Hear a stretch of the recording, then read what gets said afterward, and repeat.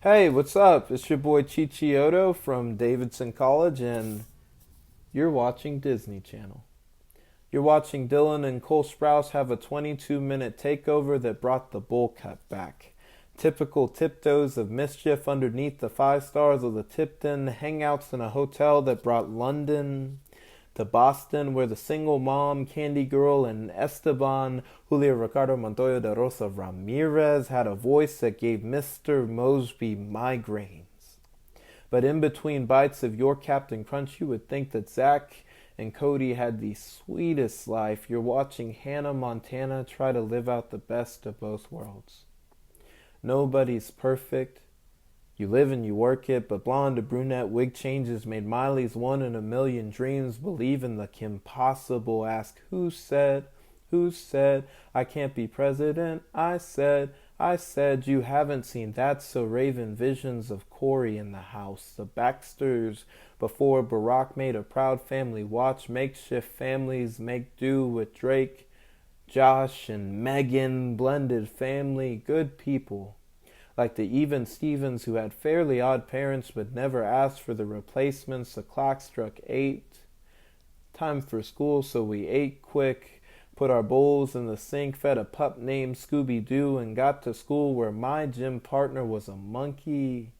And we took chemistry in Dexter's laboratory. It was a class of 3,000, and Ned's declassified school survival guide was the only thing that got us through to the final bell and into after-school adventure time, where we would grab our friends and go to very distant lands, riding on razor scooters with swollen ankles, listening to Looney Tunes on iPod every day. I'm shuffling, hanging out with the codename kids next door. I am number 44.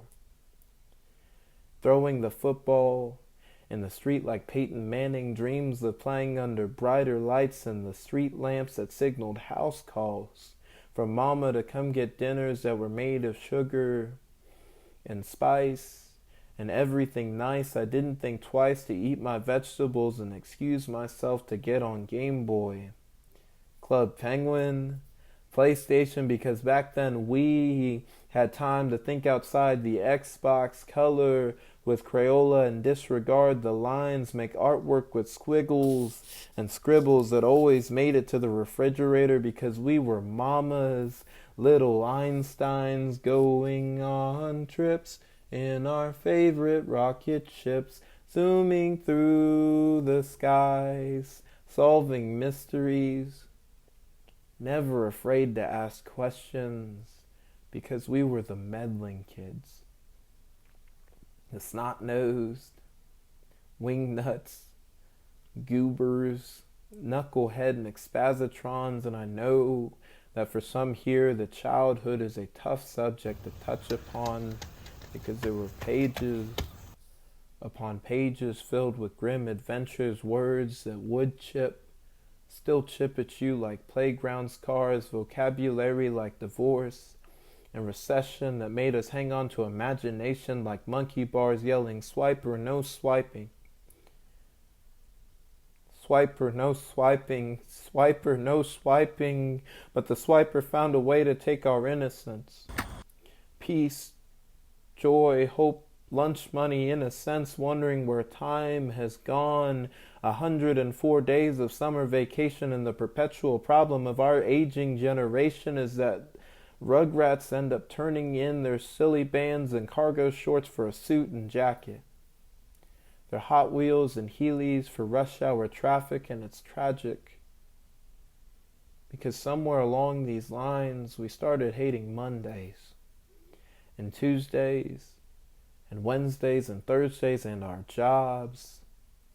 And we live these lives that are mundane and say that we are all grown up.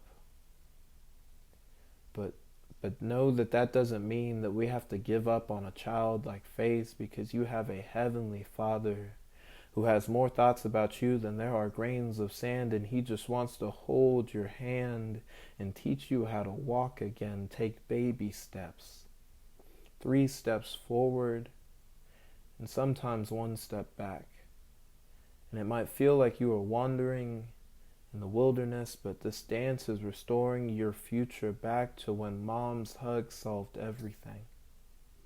And dad was like a superhero from the movies when one night stands couldn't beat the lemonade stand because girls still had cooties.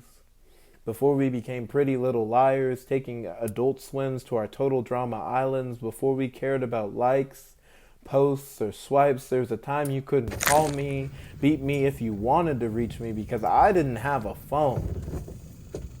But I did have a remote. I would sit on the sofa, make cereal in a bowl.